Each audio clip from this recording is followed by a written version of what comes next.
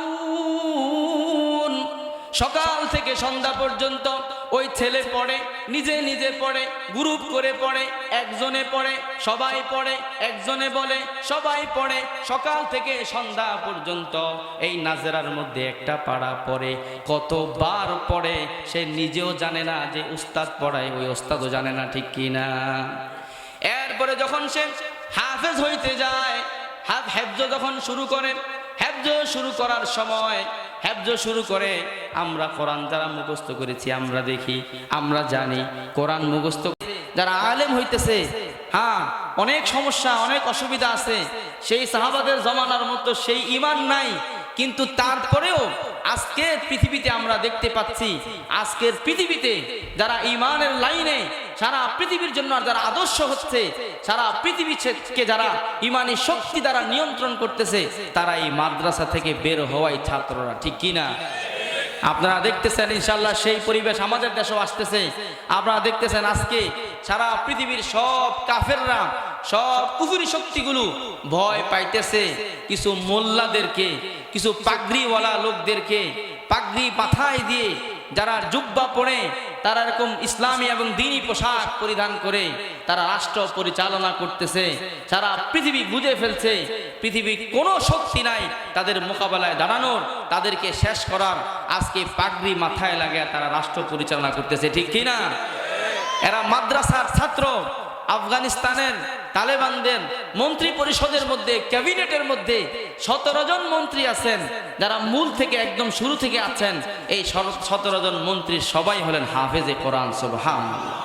সবাই কি ভাই? হাফেজে কোরআন।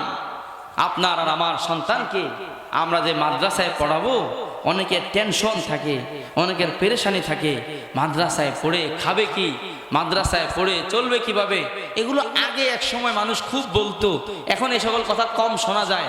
তারপরেও কিছু কিছু মানুষের অন্তরের মধ্যে আছে।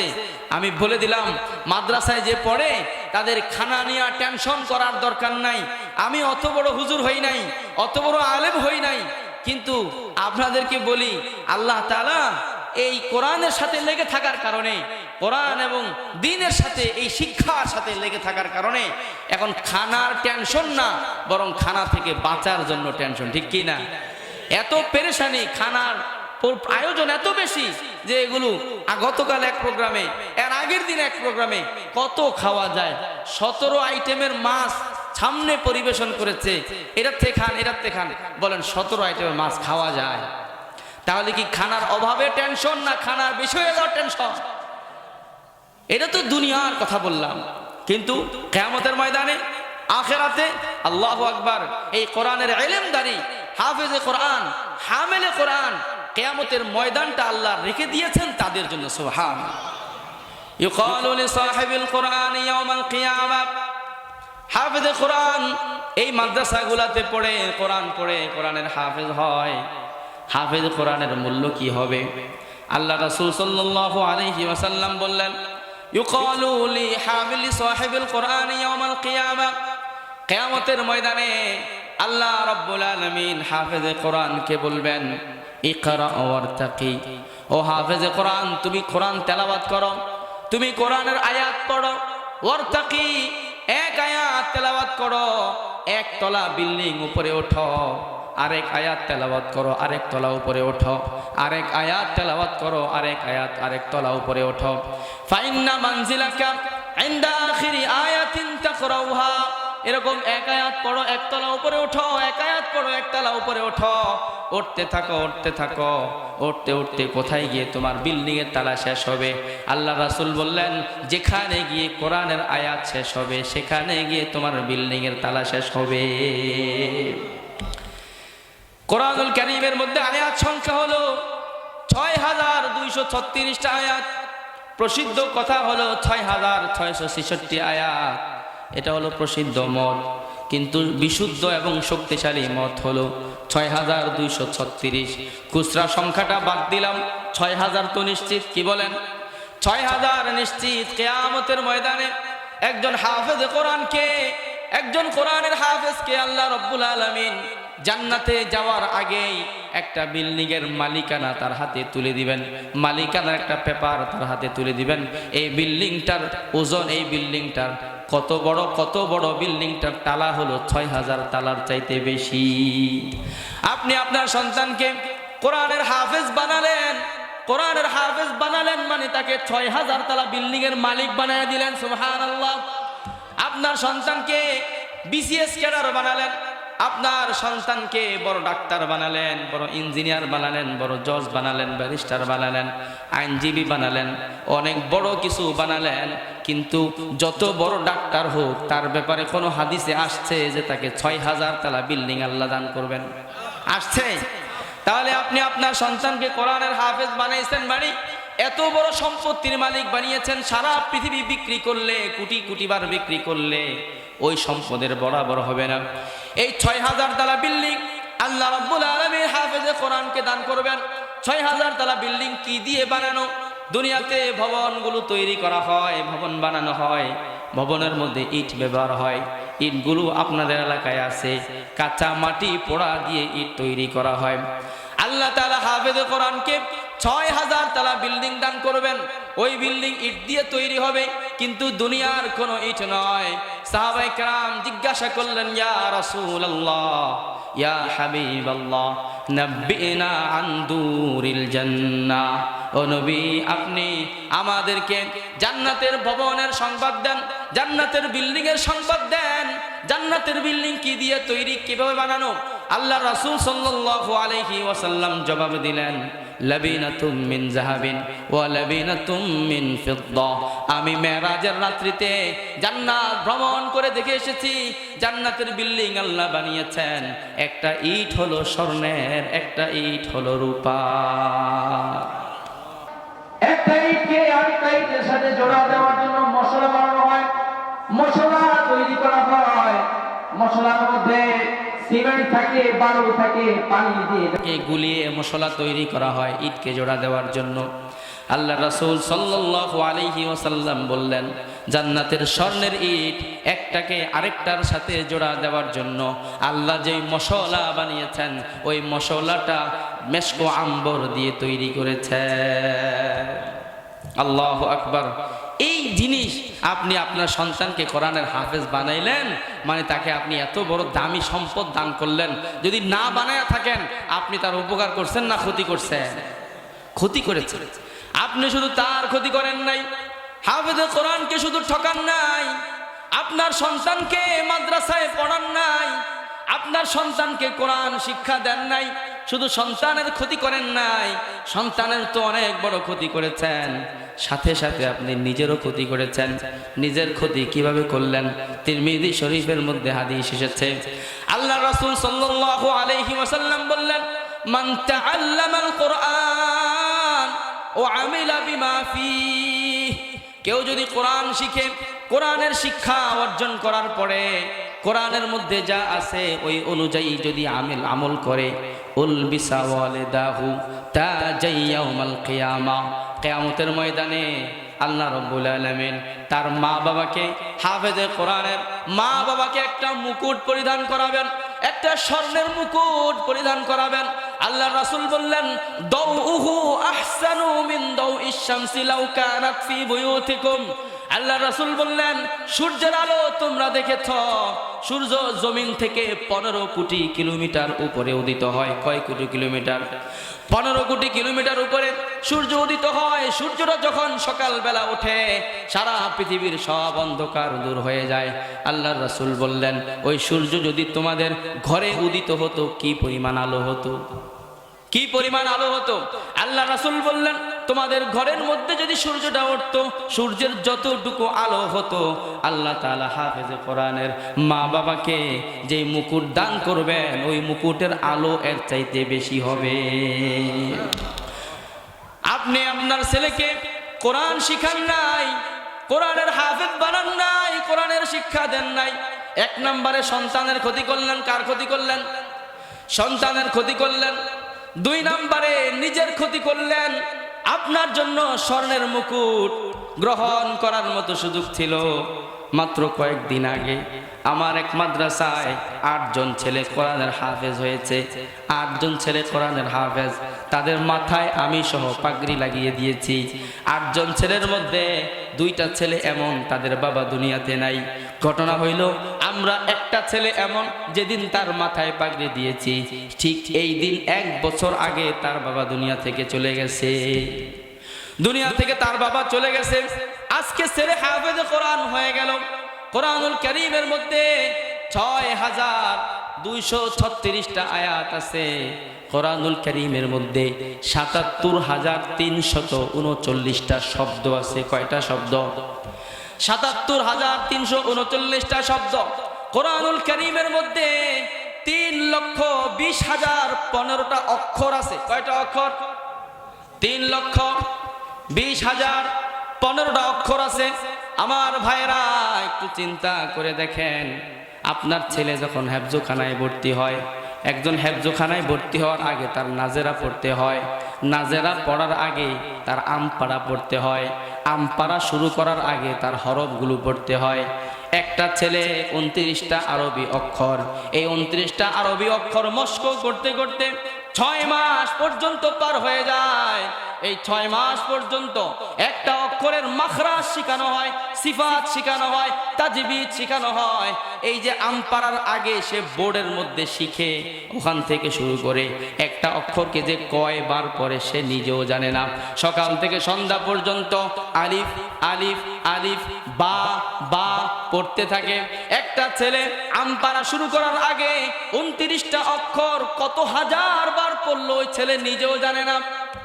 ইভেন তার যে ওস্তাদ তাকে পড়াইলো, একটা অক্ষর সে কয়বার মস্ক করেছে ওই ওস্তাদও নিজে জানে না। ওস্তাদও কিন্তু গণনা করে লিখে রাখে না। এরপরে যখন সে আমপাড়ায় উঠলো, আমপাড়ায় ওঠার পরে এবার সে নাজেরা পড়ে।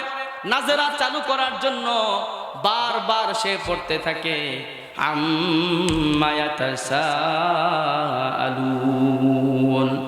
আম্মা ইয়াতাসাআলুন। সকাল থেকে সন্ধ্যা পর্যন্ত ওই ছেলে পড়ে, নিজে নিজে পড়ে, গ্রুপ করে পড়ে, একজনে পড়ে, সবাই পড়ে, একজনে বলে, সবাই পড়ে। সকাল থেকে সন্ধ্যা পর্যন্ত এই নাজেরার মধ্যে একটা পাড়া পড়ে। কতবার পড়ে সে নিজেও জানে না, যে উস্তাদ পড়ায় ওই উস্তাদও জানে না, ঠিক কি না? এরপরে যখন সে হাফেজ হইতে যায়, হেফজ যখন শুরু করে, হেফজ শুরু করার সময় হেফজ শুরু করে, আমরা কোরআন যারা মুখস্থ করেছি আমরা দেখি, আমরা জানি কোরআন মুখস্থ করার সময় একটা শব্দ বারবার বারবার পড়তে থাকে। কোন শব্দ 1000 বারও পড়া হয়ে যায়, কোনোটা 1500 2000 বার পড়া হয়ে যায়। কোরআনুল কারীমের মধ্যে বললাম ৭৭,৩39টা শব্দ আছে, অক্ষর আছে 3,20,015টা।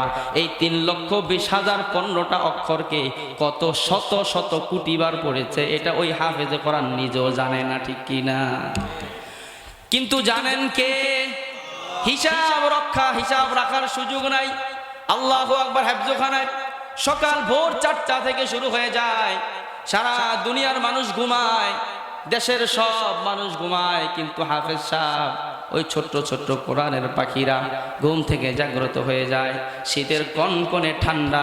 আমার মাদ্রাসায় 100 জনের উপরে ছাত্র আছে, এখানেও ছাত্র আছে, বিভিন্ন মাদ্রাসায় ছাত্র আছে।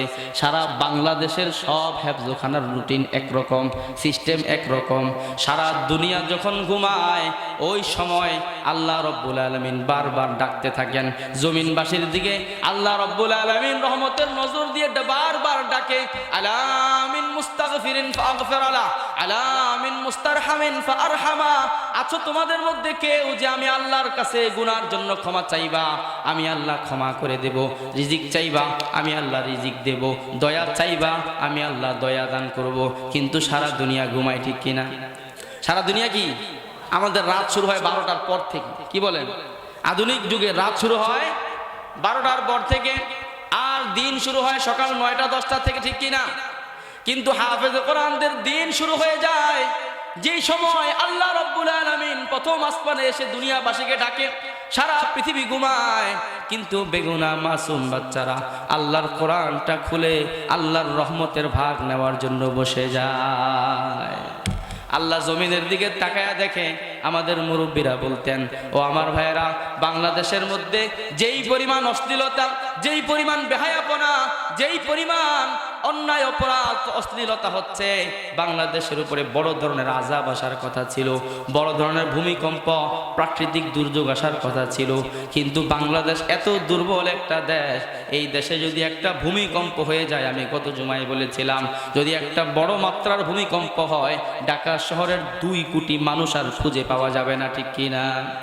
কিন্তু আলহামদুলিল্লাহ আল্লাহ রাব্বুল আলামিন বাংলাদেশকে অনেক বড় বড় বিপদ থেকে রক্ষা করতেছেন। দূরে হয়, থাইল্যান্ডে হয়, ওই মায়ানমারে হয়, ওই ভারতের ভিতরে হয়, সেই চীনে হয়। আমরা দেখে আসতেছি সেই ছোটবেলা থেকে চীনের মধ্যে কতবার ভূমিকম্প হলো, কত বড় বড় ক্ষতি হয়ে গেল। নেপালের মধ্যে কতবার হলো, বড় বড় ক্ষতি হলো। ওই মাত্রার ভূমিকম্প যদি এখানে হয়, তাহলে কোটি কোটি মানুষ একসাথে শেষ হয়ে যাবে। আল্লাহ রাব্বুল আলামিন এই জমিনটাকে হেফাজত করতেছেন, অন্য কারো কোনো কৃতিত্ব না। এই কৃতিত্ব হলো, আমি বলবো, একমাত্র হাফেজে কোরআন, এই কওমি মাদ্রাসার হেফজখানার ছাত্ররা ভোরবেলা যখন মধ্যর একদম শেষ রাত্রে যখন কোরআন নিয়ে বসে যায়, আল্লাহ যখন আসমান থেকে তাকায়া দেখেন এই প্রত্যেকটা হেফজখানা, আমরা রাত্রেবেলা যখন আকাশের নক্ষত্রগুলা জল জল জল জল করতে দেখি, আল্লাহ আসমান থেকে জমিনের এই হেফজের ছোট ছোট পাখিগুলাকে এরকম জল জল করতে দেখে। এদেরকে দেখে আল্লাহ দয়া এসে যায়, আল্লাহ আযাব হটায়া দেন। এই কারণে আপনি আপনার সন্তানকে হাফেজ বানাইলেন না, হেফজ পড়তে দিলেন না, মানে আপনি তার অনেক বড় ক্ষতি করে ফেললেন। আপনি তার অনেক বড় ক্ষতি করে ফেললেন। শুধু তার করলেন না, নিজের ক্ষতি করলেন। আমি বলতেছিলাম, হেফজ শেষ করার জন্য এক একটা অক্ষরকে যে কত কোটিবার করে পড়া হয়, এটা যে পড়ে সে নিজেও জানে না, তার ওস্তাদও জানে না। কিন্তু জানেন কে? আল্লাহ জানেন। আল্লাহ সব লিখে রাখতেছেন। আল্লাহ রাসূল সাল্লাল্লাহু আলাইহি ওয়াসাল্লাম বলেন কি পরিমাণ নেকি হয়, একটু আইডিয়া দেই আপনাদেরকে, একটু ধারণা দেই। একজন হাফেজ 3 বছর 4 বছর লাগাতার কোরআন পড়তে পড়তে কোরআনের হাফেজ হয়। কোরআনের হাফেজ হয়ে যাওয়ার পরেও কিন্তু পড়া বন্ধ নাই। কোরআনের হাফেজ হয়ে যাওয়ার পরে যেই পারাটা ইয়াদ হয়ে গেছে, এই পারাটাকে আবার 7 সবক শোনাইতে হয়, আবার সবিনা, আবার আমক্তা শোনাইতে হয়, আরও যে কতবার 1 বছর আরও শোনায়। এই শোনাইতে গিয়া এই 3,20,015টা অক্ষর যে আরও কত কোটিবার করছে সে নিজেও জানে না। সারা জীবন এরকম হাফেজরা কোরআন তেলাওয়াত করতে হয়। কোরআন তেলাওয়াত না করলে কোরআন তেলাওয়াত থাকে না, ভিতর থেকে বের হয়ে যায়। একজন হাফেজ জীবনে কত হাজার খতম যে দেয়, কত লাখ খতম যে দেয়, ও হাফেজ নিজেও জানে না। এত বিশাল নেকি সে অর্জন করে। আল্লাহর রাসূল বললেন, মান ক্বারাআ হারফাম মিনাল কুরআনে ফালাহু হাসানাতুন ওয়াল হাসানাতু বিআশরি আমসালিহা। আল্লাহর রাসূল বললেন, কেউ যদি কোরআনের একটা হরফ তেলাওয়াত করে, একটা হরফ পড়ে, আল্লাহ রাব্বুল আলামিন তাকে 10টা নেকি দান করে। কোরআনের একটা হরফ যদি পড়ে কয় নেকি? এবার আল্লাহ রাসূল বললেন, লা আকুলু আলিফ লাম মিম হারফুন। আমি রাসূল বলি না আলিফ লাম মিম তিনটাকে একসাথে লেখা হয়, আমি বলি না 3টা মিলে এক অক্ষর। আমি বলি আলিফুন হারফুন, লামুন হারফুন, মিমুন হারফুন। আমি রাসূল বললাম, আলিফ একটা আলাদা অক্ষর, মিম আলাদা অক্ষর, লাম আলাদা অক্ষর। কোন হাফেজ যখন প্রথম দিন সবক শুরু করে, বিসমিল্লাহির রহমানির রহিম, আলিফ লাম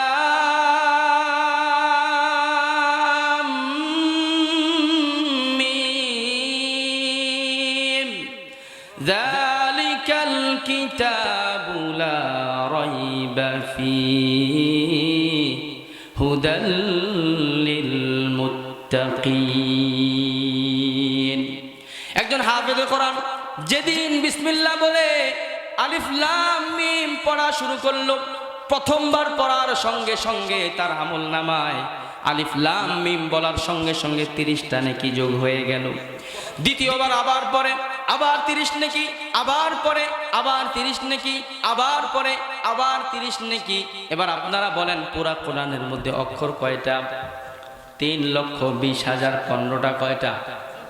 3,20,000 15টা। একজন হাফেজে কোরআন এই একবার কোরআন খতম করে 3 লক্ষরে আপনি যদি 10 দিয়া পূরণ দেন কত হয়? 30 লক্ষ। কত হয়? 30 লক্ষ নাকি? কয় লক্ষ নাকি হয়? 30 লক্ষ। 20,000-এর খুচরা সংখ্যা বাদ দিলাম, 30 লক্ষ। একজন হাফেজে কোরআন হেফজখানার মধ্যে দৈনিক কতটুকু কোরআন তেলাওয়াত করে আপনারা জানেন? আল্লাহু আকবার। হেফজখানার মধ্যে সর্বনিম্ন একটা ছেলে সর্বনিম্ন 10 ঘন্টা পড়ে, 12 ঘন্টা পড়ে, এই দিক সেদিক ফাঁকি ঝুঁকি বাদ দিলে 10 ঘন্টা সর্বনিম্ন পড়ে। একজন হাফেজের এক পারা কোরআন পড়তে সময় লাগে 15 মিনিট। কয় মিনিট? যারা থেমে থেমে পড়ে তাদের সময় লাগে আধা ঘন্টা। আমি বলছেন নি, আমি হিসাব বের করছি নিজে তেলাওয়াত করে। থেমে থেমে আস্তে ধীরে পড়লে কতক্ষণ লাগে? কত সময়? আধা ঘন্টা। একটু স্পিডে পড়লে সময় লাগে 20 মিনিট। আর হাফেজরা যেই গতিতে পড়ে এরকম পড়ে না, কি বলেন? এই স্টাইলে এক পারা পড়তে সময় লাগে 12 থেকে 15 মিনিট।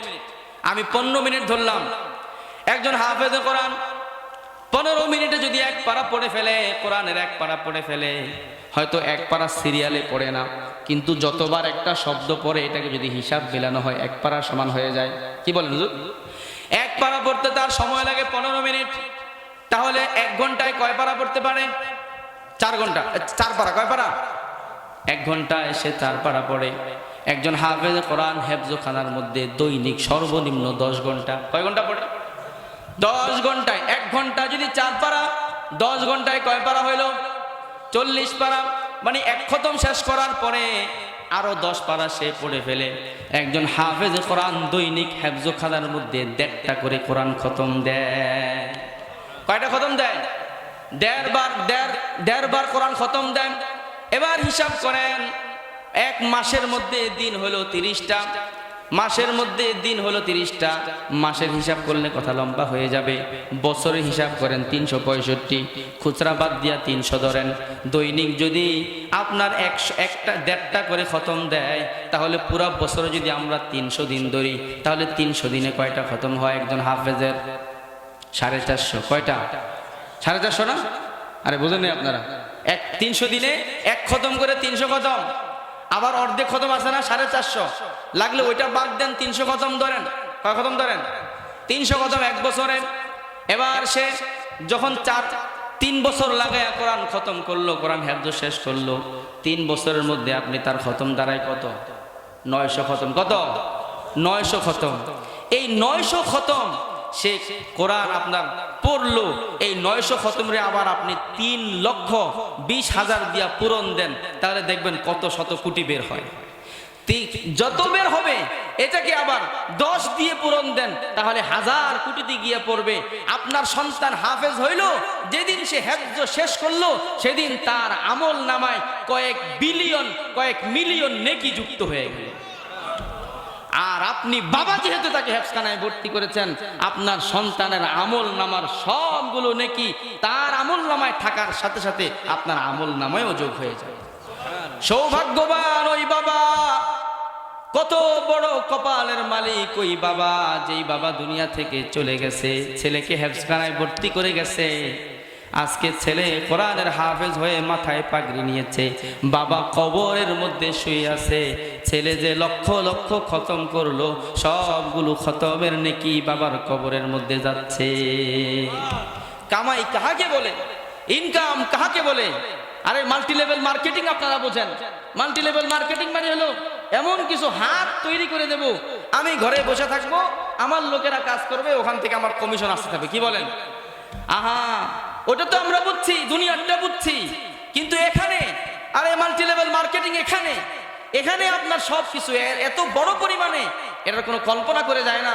এখানে আল্লাহ রাসূল সাল্লাল্লাহু আলাইহি ওয়াসাল্লাম বলছেন, ও আমার উম্মত, দুনিয়াতে তোমরা কেউ থাকতে পারবে না, সবাই চলে যাবা। যদি চলে যাওয়ার পরেও নিজের জন্য বিশাল আমলের একটা দরজা খোলা রাখতে চাও, আমি রাসূল 3টা রাস্তা বলে দিলাম। তুমি চলে যাবে দুনিয়া থেকে, চলে যাওয়ার পরে তোমার আমল তো বন্ধ হয়ে যাবে। কোনো মানুষ দুনিয়া থেকে যখন চলে যায়, আমলের সবগুলো দরজা বন্ধ হয়ে যায়। আল্লাহ রাসূল বললেন, তিরমিজি শরীফের মধ্যে হাদিস আসছে, 3907 নম্বর হাদিস, আল্লাহ রাসূল বলছেন, ইদা মাতা ইবনু আদম ইনকাতা আনহু আমালুহু ইল্লা মিন সালাস। আল্লাহর কোনো বান্দা যখন দুনিয়া থেকে বিদায় হয়ে যায়, যখন ইন্তেকাল হয়ে যায় তার আমলের সবগুলো দরজা বন্ধ হয়ে যায়, ইল্লা মিন সালাস, কয়টা বাদে? তিনটা দরজা খোলা থাকে। সময় শেষ করে দেবে। তিনটা দরজা বাদে সবগুলো আমলের দরজা বন্ধ হয়ে যায়। তিনটা দরজা হলো আও মিন সাদাকাতিন জারিয়াতিন আও ইলমিন ইউনতাফাউ বিহি আও ওয়ালাদিন সালিহিন ইয়াদউ লাহু। দুনিয়াতে যদি কোনো সদকায়ে জারিয়া রেখে যায়, সদকায়ে জারিয়া মানে কোনো মাদ্রাসা তৈরি করে গিয়েছে, মাদ্রাসার মধ্যে কোরআন তেলাওয়াত হচ্ছে, এটা একটা সদকায়ে জারিয়া। কোনো মসজিদ নির্মাণ করে গেছে, মসজিদের মধ্যে মুসল্লিরা নামাজ পড়তেছে, এটা একটা সদকায়ে জারিয়া। মানুষ চলাচলের জন্য রাস্তা তৈরি করে গেছে, মানুষ ওখান দিয়ে চলতেছে, উপকৃত হচ্ছে, সদকায়ে জারিয়া। এক নাম্বার হলো সদকায়ে জারিয়া। দুই নাম্বার আও ইলমিন ইউনতাফাউ বিহি, কোন ইলম দুনিয়াতে রেখে গেছে, ওই ইলম দ্বারা মানুষ উপকৃত হচ্ছে। দুনিয়াতে কোনো কিতাব লিখেছে, ওই কিতাব পড়ে পড়ে মানুষ হেদায়েত পাইতেছে, মানুষ হেদায়েত পায়, আমল করে, যে কিতাব লিখেছে তার আমল নামায় যুক্ত হইতে থাকে। আল্লাহু আকবার। কথা একটা মনে এসছে, বলে ফেলি। মুফতি জাকারিয়া কান্দলবি রহমতুল্লাহি আলাই ফাজাইলে আমল একটা কিতাব লিখে গেছেন। সারা পৃথিবীতে যত ভাষা আছে, স্বীকৃত ভাষা, সব ভাষায় ফাজাইলে আমলকে অনুবাদ করা হয়েছে। দুনিয়ার কোটি কোটি মুসলমান ফাজাইলে আমল পড়ে, পড়ার পরে আমলের অনুপ্রেরণা তৈরি হয়, আগ্রহ তৈরি হয়, আমল করে। ফাজাইলে আমল পড়ে পৃথিবীর যত মানুষ যত নেকি করতেছে, সবগুলো নেকির একটা উল্লেখযোগ্য অংশ মুফতি জাকারিয়া রহমতুল্লাহি আলাইহির আমল নামায় যুক্ত হচ্ছে। ইনকামটা কত বড়! দুই নাম্বার হলো যদি কোনো এমন ইলম রেখে যায় যে ইলম দ্বারা মানুষ উপকৃত হয়, তাহলে এই ইলমের কারণে তার আমল নামায় নেকি যোগ হইতে থাকে। তিন নাম্বার হলো, ও আমার ভাইরা, হয়তো অনেকের সামর্থ্য থাকবে না, সদকায়ে জারিয়া রেখে যেতে পারবো না, হয়তো অনেকের সেই যোগ্যতা নাই, আমি কিতাব লিখে যেতে পারবো না, আমি কিতাব পড়ায়া যেতে পারবো না, এই যোগ্যতা আমাদের সবার নাই। এই কারণে আল্লাহর রাসূল আমাদের মতো সাধারণ মানুষের জন্য বললেন, তিন নাম্বার দরজাটা হলো আওয়ালাদিন সালিহিন ইয়াদউ লাহ।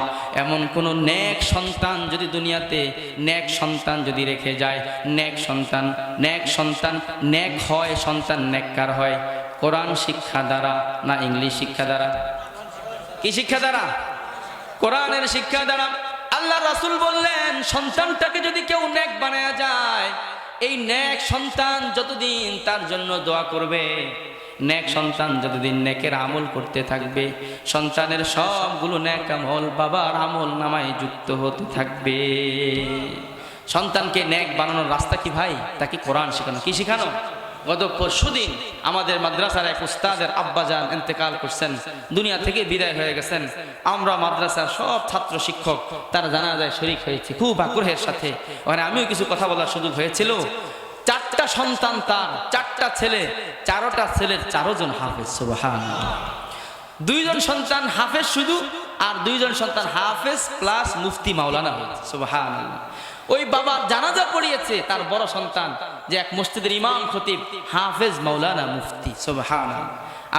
আপনার কি মনে হয় এই চার সন্তানের বাবা চারটা যে রেখে গেছে, আহা, চারটা সন্তান রেখে যায় নাই, সে চারটা বিশাল বড় বড় নেকির ফ্যাক্টরি রেখে গেছে, ঠিক কিনা? নেকির ফ্যাক্টরি রেখে গেছে। পৃথিবীতে এরকম বড় ফ্যাক্টরি নাই। এই চারটা ফ্যাক্টরি যেমন রেখে গেছে, এই চার সন্তান একদম ছোটবেলা থেকে আলিফ যেদিন থেকে পড়া শুরু করেছে সেদিন থেকে আজ পর্যন্ত যত জায়গায় তার চারজন সন্তান মাদ্রাসার খেদমত করতেছে, চারোটা ছেলে মানুষকে কোরআন শিখায়, এই ছাত্রদেরকে পড়াইতেছে। এই চারো ছেলের যত খেদমত হইতেছে, যত নেকি হইতেছে, সব ওই কপালওয়ালা, ওই সৌভাগ্যবান বাবার আমল নামায় যুক্ত হচ্ছে। এরকম বাবা আবার তার মৌত হয়েছে, কি আশ্চর্য! আল্লাহু আকবার। যেই রাত্রে সে মারা গেছে, এশার নামাজ পড়ছে, তাহাজ্জুদ পড়ছে, ফজর নামাজ পড়ছে, ওই সন্তান শরীর খারাপ লাগতে, তাহাজ্জুদ পড়ছে, ফজর পড়তে পারে নাই, তাহাজ্জুদের পরে শরীর খারাপ লাগতেছিল, তো সন্তানরা এরকম বলছে যে বাবা শরীর খারাপ লাগতেছে, ডাক্তারের হাসপাতালের কাছে, হাসপাতালে নিয়ে গেছে, তো বলতেছে যে আমার শরীরটা খারাপ লাগতেছে, বালিশ দাও, আমি একটু শোবো। ছেলে বালিশ দিয়েছে, বললো বাবার মাথাটা বালিশের মধ্যে লাগাইলাম, কিছুক্ষণ পরে দেখলাম বাবা ঘুমায় গেল।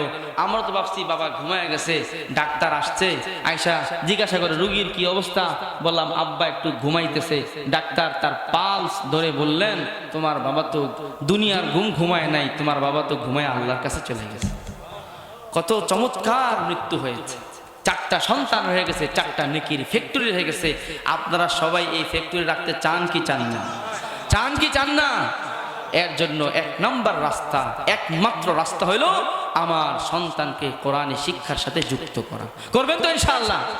আমি বলে দিয়েছি আমার ওয়াদা, হ্যাঁ, আমার যত সন্তানাদি আছে দোনো জায়গা থেকে যত সন্তানাদি আসবে, সব সন্তানাদি ইনশাআল্লাহ শুধু কোরআনের শিক্ষাই শিখবে, দ্বীনি শিক্ষাই শিখবে।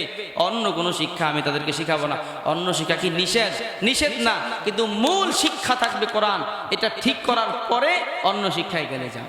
মূল শিক্ষা কি ভাই? কোরআন। আমি আমার মুসল্লিদেরকে বলি যে আপনারা আপনাদের সন্তানদেরকে জেনারেল শিক্ষা শিখান। ইসলামে নিষেধ না, ইসলাম নিষেধ করে না। কারণ যদি কেউ জেনারেল শিক্ষা না শিখে, কেউ যদি ডাক্তার না হয়, আমরা চিকিৎসা নিব কাদের থেকে? ইঞ্জিনিয়ার না হইলে আমাদের বিল্ডিংগুলো বানাবে কে? রাস্তা বানাবে কে? বৈজ্ঞানিক তৈরি না হইলে আমাদের এরকম গবেষণাগুলো করবে কারা? প্রযুক্তির আবিষ্কারক হবে কারা? ওগুলো লাগবে, কিন্তু একজন মুসলমান হিসেবে তার ফাউন্ডেশন লাগবে কোরআনী শিক্ষা। তাকে আগে প্রাথমিক কোরআনী শিক্ষাটা দিয়ে তারপরে অন্য শিক্ষায় দেওয়া। এই কারণে অভিভাবকদের থাকবে আরজি, থাকবে আবেদন, থাকবে আপনার সন্তানকে আগে ইসলামের মৌলিক শিক্ষাটা। মৌলিক শিক্ষা কি? মৌলিক শিক্ষা হলো পুরা 30 পারা কোরআন সে সহিভাবে পড়তে জানে। পুরা 30 পারা কোরআন সহিভাবে পড়তে জানে। মৌলিক মাসালা, মাসাইল, ওযুর মাসালা, গোসলের মাসালা, নামাজের মাসালা, ফরজ মাসলা মাসাইল, এগুলা সে জানে। মৌলিক আকীদা, বিশ্বাস সে জানে।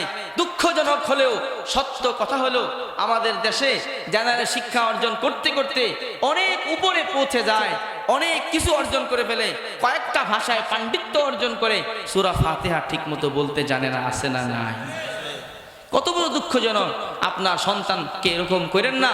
এই কারণে ইসলামের মৌলিক জ্ঞান না থাকার কারণে এই লোকগুলোই ইসলামের বিরুদ্ধে অবস্থান নেয়, ইসলামের শত্রুতে পরিণত হয়। আমাদের ওস্তাদরা বলেছেন, যেই লোকের জীবনের সাথে কোরআনের স্পর্শ আছে, ছোটবেলায় 1 মাস হইলেও কোরআনী মাদ্রাসায় পড়ছে, কোরআনী সবকের মধ্যে বসছে, ওই লোক কখনো ঈমান হারা হতে পারে?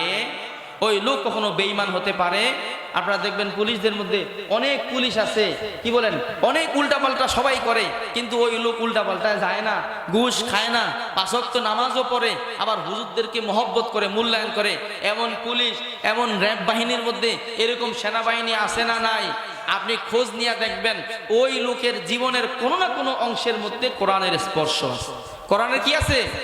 আর যাদের জীবনের কোনো জায়গায় কোরআনের স্পর্শ নাই, সে হয়তো বড় হয়ে যদি পুলিশ হয় তাহলে সে আরেকটা হারুন হবে, ঠিক কি না? আরেকটা কি হবে? হারুন হবে। সে আরেকটা ওরকম উল্টাপাল্টা হবে, ওদের নাম আমি না নিলাম এই পবিত্র জায়গায়, এরকম হবে। আপনারা কি চান আমাদের সন্তান এরকম হারুন আর এই পাগলা ছাগলা এরকম কেউ হোক? এর জন্য কোরআনের স্পর্শ, কোরআনের শিক্ষার সাথে আমাদের সন্তানদেরকে সম্পৃক্ত করতে হবে। আজকে যেই মাদ্রাসার পক্ষ থেকে আয়োজন মাদ্রাসাতুল আকসা, এই মাদ্রাসা এরকম একটা কোরআনী মাদ্রাসা। আমরা এখানে যারা আশেপাশে আছি, যে সকল মায়েরা বোনেরা আমার কথা শুনেছেন, আপনাদের সন্তানদেরকে যেটা কাছে আছে, আমরা যারা কাছে আছি, এদের এখানে ভর্তি করব। কমপক্ষে ন্যূনতম প্রাইমারি শিক্ষাটা, দ্বীনি শিক্ষাটা তাদেরকে দিয়ে এরপরে অন্য জায়গায় দিব।